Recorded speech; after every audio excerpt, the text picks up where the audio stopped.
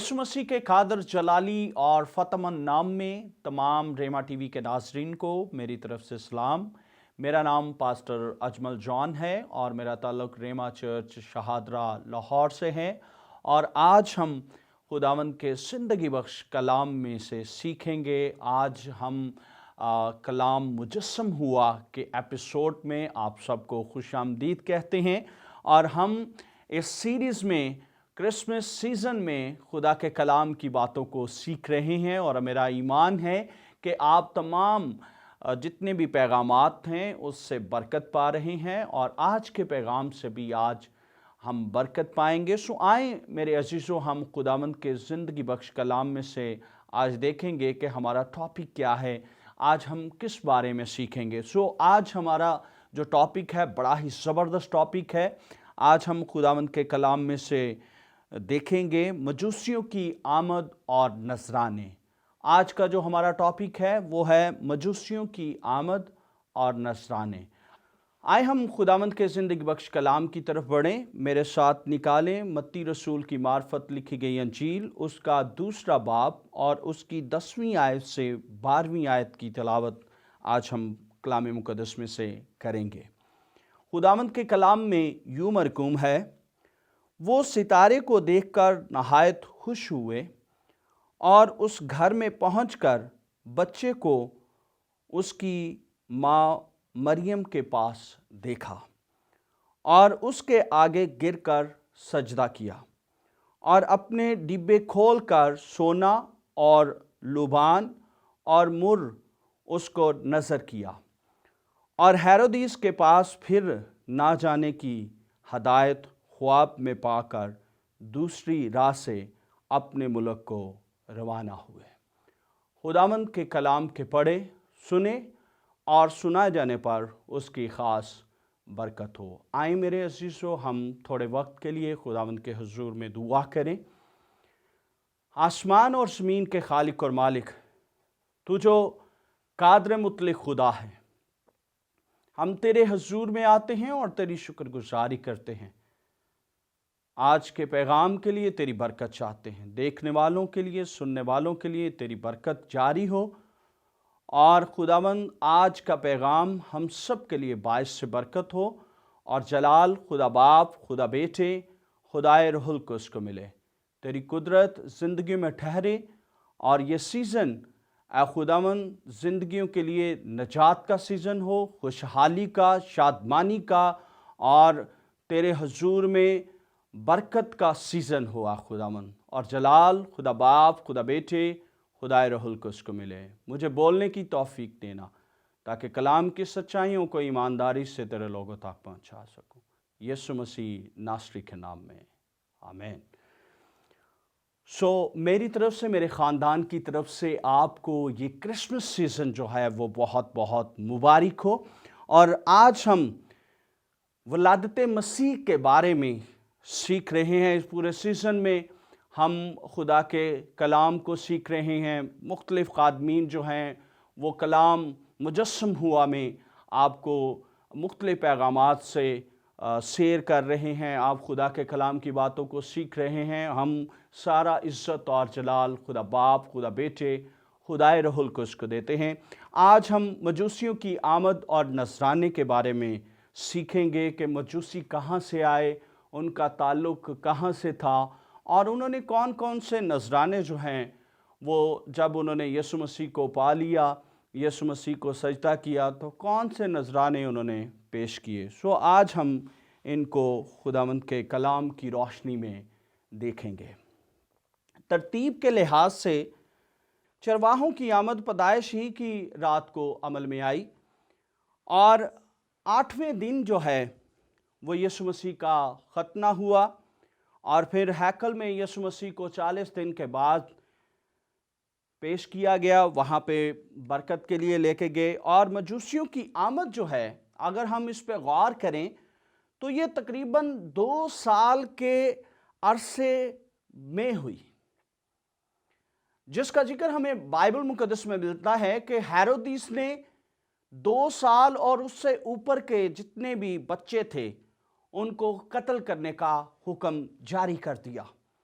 اصل میں ہیرودیس چاہتا تھا کہ وہ خداوند یسوع مسیح کو بچپن میں ہی قتل کروا دے، ختم کروا دے، تاکہ جو ایک بادشاہ کے ہوتے ہوئے دوسرے بادشاہ کی تلاش ہے وہ وہیں پہ ختم ہو جائے۔ اور ایسا ہوا نہیں، کیونکہ خدا کا پیغام، خدا کا کلام لا تبدیل کلام ہے۔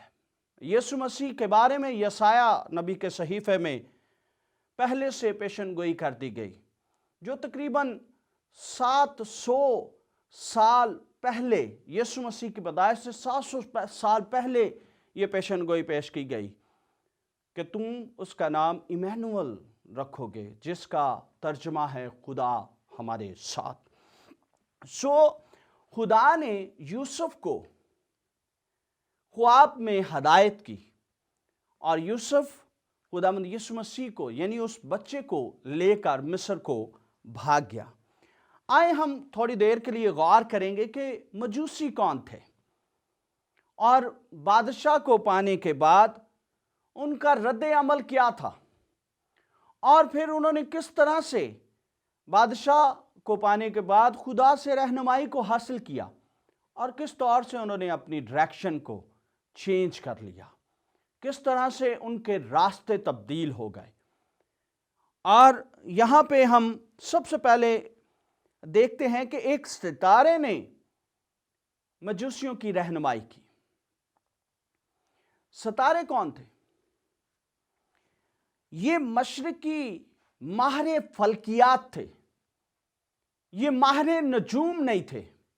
یہاں پہ میں ناظرین کے لیے یہ بات کو کلیئر کرنا چاہتا ہوں کہ یہ نجومی نہیں تھے، بلکہ یہ ماہر فلکیات تھے، اور ماہر فلکیات ہوتے ہوئے انہوں نے ستاروں میں ایک عجیب گردش کو دیکھا، ایک عجیب ترتیب کو دیکھا، اور اس ترتیب کی بنیاد پر انہوں نے ایک ایسے بادشاہ کی تلاش کو شروع کیا جو فلکیات کے علم کے مطابق ایک بادشاہ کی، اس کی پیدائش کی نمائندگی کر رہی تھی، اور وہ اس بادشاہ کی تلاش میں چل پڑے۔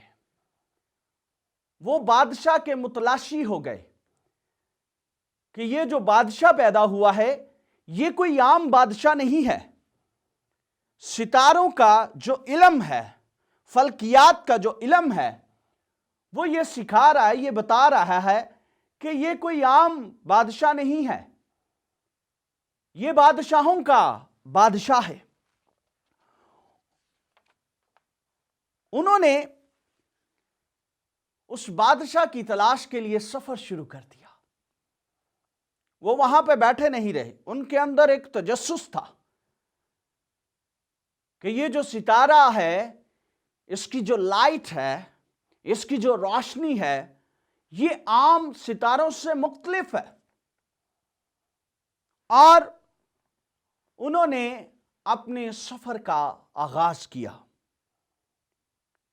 یہ پورب یعنی مشرق سے آئے تھے۔ یروشلم یعنی جو موجودہ فلسطین ہے، اس کے مشرق میں ایران یا جنوبی حصے میں عرب تھا۔ چونکہ وہ یہودیوں کے بادشاہ کے متلاشی تھے، اس لیے وہ دارالخلافہ میں یعنی یروشلم میں آئے تھے۔ اب یہ ستارہ مسلسل جب سے وہ چلے تھے، تب سے جو ستارہ ہے ان کے آگے آگے ایک رہنما بنتے ہوئے ان کی رہنمائی کرتا چلا گیا۔ لیکن یہاں پہ میں آپ کو بتانا چاہتا ہوں کہ یہ ستارہ ایک عارضی رہنما تھا، جو بعد میں جیسے ہی ستارے کا کام ختم ہو گیا، یسوع مسیح کی جو دریافت ہے، اس بادشاہ کی دریافت مکمل ہو گئی، اس بادشاہ کو پا لیا گیا، تو ستارہ جو ہے اس کے بعد اس کا ذکر ہمیں نہیں ملتا، کیونکہ ستارے کا کام رہنمائی کرنا تھا۔ جس طرح ستارے نے رہنمائی کی، اسی طرح سے کوئی بھی ایماندار، مبشر اور استاد اور اسی طور سے پاسبان بھی ستارے کا کام کر سکتا ہے۔ خداوند کسی بھی ایماندار کو، پاسبان کو، کسی بھی دوسرے شخص کی رہنمائی کے لیے استعمال کر سکتا ہے، لیکن ہمیں اس بات کا خیال رکھنا ہے کہ ہماری نگاہوں کا جو مرکز ہے وہ خدا باپ ہونا چاہیے۔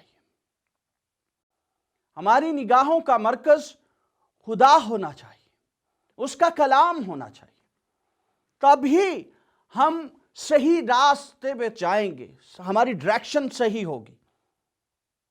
کلام مقدس میں لکھا، تیرا کلام میرے قدموں کے لیے چراغ اور میری راہ کے لیے روشنی ہے۔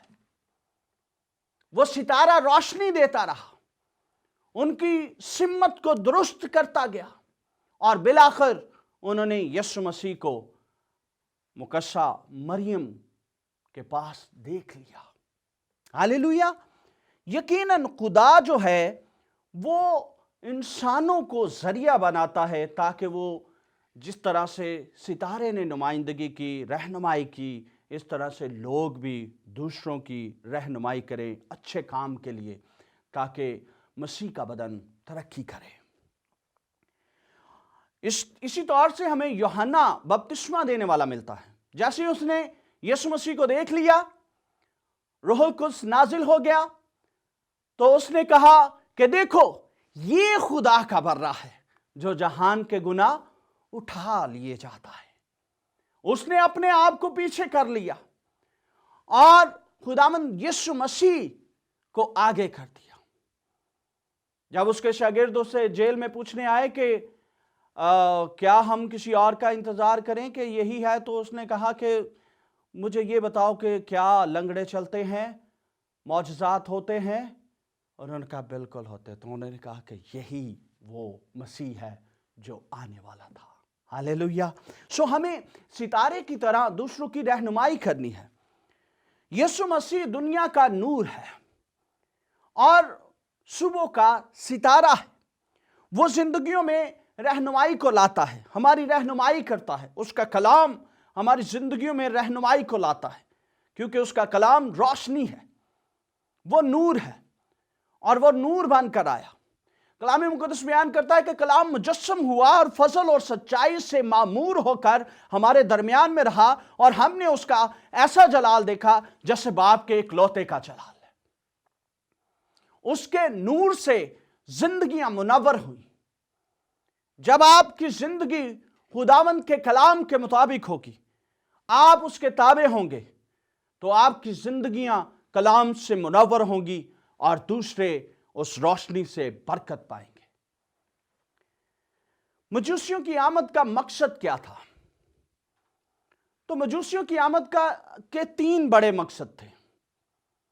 مجوسیوں کی آمد کے 3 بڑے مقاصد تھے۔ پہلا، مجوسی بادشاہ کے متلاشی تھے۔ دوسرا، وہ اسے سجدہ کرنے آئے تھے۔ تیسری بات، وہ اس کی پرستش کرنے کو تھے، اور انہوں نے اپنے نذرانے اس کے سامنے پیش کیے۔ یہ مجوسی جو بادشاہ تھے، یہ اپنے وقت کے اور اپنے ملک کے بادشاہ تھے۔ یہ عام نہیں تھے، یہ ایسے لوگ نہیں تھے جو سیر و تفریح کے لیے نکلے ہوں، بلکہ یہ ایک ایسے بادشاہ کی تلاش میں تھے جس کا ستارہ انہوں نے دیکھا تھا۔ علم فلکیات انہیں بتا رہا تھا کہ یہ کوئی بادشاہ ہے، عظیم بادشاہ ہے، اور ان کے اندر یہ تجسس تھا کہ وہ جائیں گے، بادشاہ سے ملاقات کریں گے، اور انہوں نے اس کے لیے گفٹ بھی لی ہے۔ اور ایک بادشاہ کی پیدائش ایک بادشاہ کے گھر میں ہوگی، اور وہ بادشاہ کے حضور میں پہنچ گئے ہیں کہ یہودیوں کا بادشاہ جو پیدا ہوا ہے وہ کہاں ہے؟ ہم نے اس کا ستارہ دیکھا ہے۔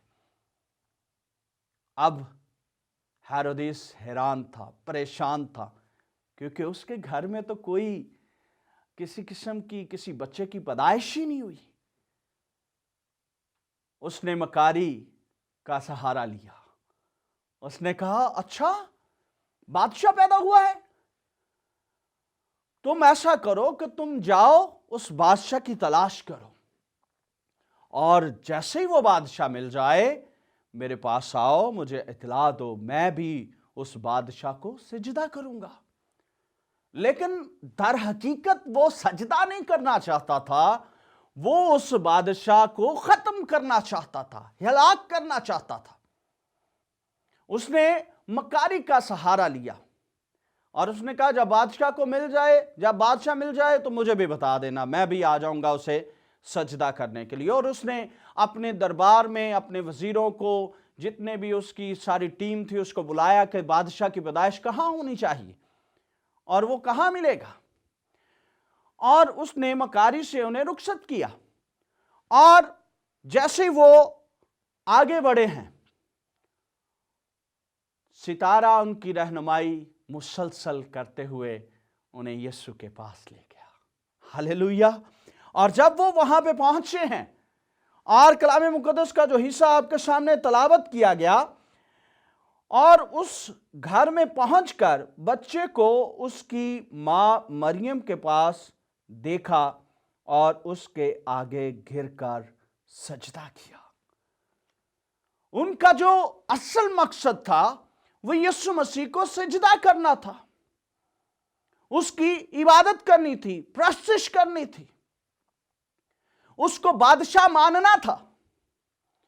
اور میں یہاں پہ آپ سب کو یہ بتانا چاہتا ہوں کہ یہ پہلے غیر قوم کے لوگ تھے جنہوں نے سب سے پہلے خداوند یسوع مسیح کو، جو ابھی بچپن میں تھے، ایک بادشاہ کے طور پر قبول کیا اور اسے بادشاہ کے طور پر ہوتے ہوئے نذرانے پیش کیے اور اس کے لیے خداوند کی شکر گزاری کی، اور پھر لکھا ہے کہ پرستش کی۔ مجوسیوں نے 3 قسم کے نذرانے پیش کیے۔ ہم اس پر تھوڑی دیر کے لیے غور کریں گے کہ وہ نذرانے جو پیش کیے گئے وہ کس بات کی نمائندگی کرتے ہیں۔ پہلا جو نذرانہ پیش کیا گیا وہ سونا ہے۔ مجوسیوں کی طرف سے پہلا نذرانہ سونا دیا گیا، جو کہ بادشاہی کی علامت ہے، بادشاہ کی علامت ہے۔ سونا کلام مقدس میں یا کلام پاک میں الہی ہونے کی علامت ہے۔ مسیح کو بادشاہ مانا گیا۔ وہ یہی کہہ رہے تھے کہ یہودیوں کا بادشاہ جو پیدا ہوا ہے کہاں ہے، ہم اسے سجدہ کرنے آئے ہیں، ہم اس کی عبادت کرنے آئے ہیں، ہم اس کی پرستش کرنے کے لیے آئے ہیں۔ یہاں پہ ہم دیکھتے ہیں کہ جب یسوع مسیح مصلوب ہوئے تو یسوع مسیح کے مصلوب ہوتے ہوئے ان کے جو کراس تھی اس کے اوپر ایک ٹیگ لگایا گیا، یہودیوں کا بادشاہ۔ جو پہلی چیز ہے وہ بادشاہت کو پیش کرتی ہے، وہ بادشاہوں کا بادشاہ ہے۔ مکاشفہ کی کتاب ہمیں سکھاتی ہے، خداوند کے کلام میں لکھا ہے کہ وہ بادشاہوں کا بادشاہ ہے، وہ الہوں کا الہ ہے۔ دوسری بات لبان تھی۔ یسوع مسیح کو لبان پیش کیا گیا جو کہانت کو ظاہر کرتا ہے۔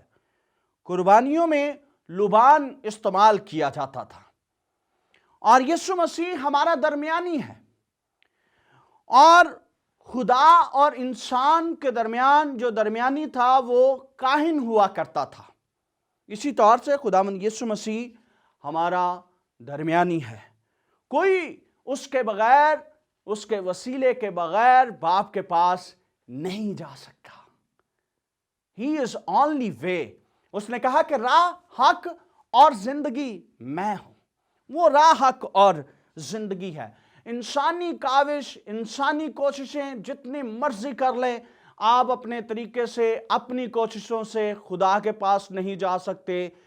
جب ہم خداوند کو قبول کرتے ہیں تو یسوع مسیح کے وسیلہ سے ہم خدا کے حضور میں आते हैं और उसकी बारगाहों में ब्लेसिंग को रिसीव करते हैं। तीसरा है मुर। मुर नजराने के तौर पर पेश किया गया, जो कि असल में मौत की नुमाइंदगी करता है।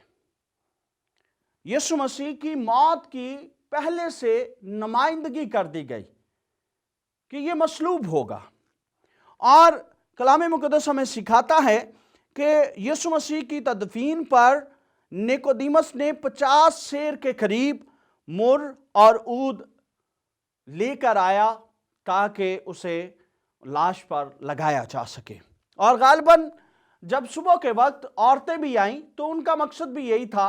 उनके पास खुशबूदार चीज़ें थीं, लेकिन उन्होंने लाश को नहीं देखा, क्योंकि यीशु मसीह 3 दिन बाद मुर्दों में से जी उठे थे। हालेलुया।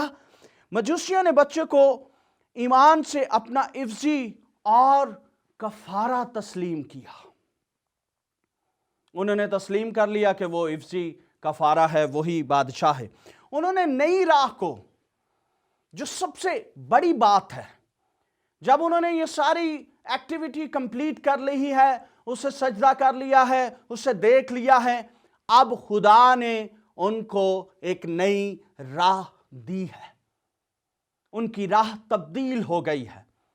वो प्लान के मुताबिक यहूदियों के बादशाह हेरोदीस के पास जाने वाले थे। बच्चा मिल चुका है, बादशाह से मुलाकात हो गई है, नजराने पेश कर दिए गए हैं, अब बादशाह के पास जाएंगे। लेकिन खुदा ने ख्वाब में उनकी बर वक्त रहनुमाई की और उन्होंने ख्वाब में हदायत पाई और वो दूसरे रास्ते से अपने मुल्क को रवाना हो गए।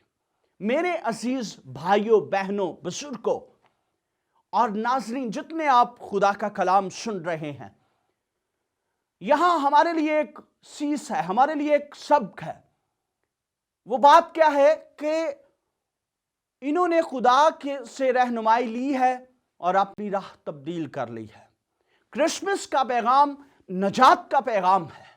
अगर आपने भी आज तक अपनी राह को तब्दील नहीं किया, आप भी गुनाह की राह पर चल रहे हैं, आपका रास्ता गुनाह की तरफ है, तो मैं आज खुदा के कलाम में से आपको सिखाना चाहता हूं कि अपनी राह को तब्दील करें।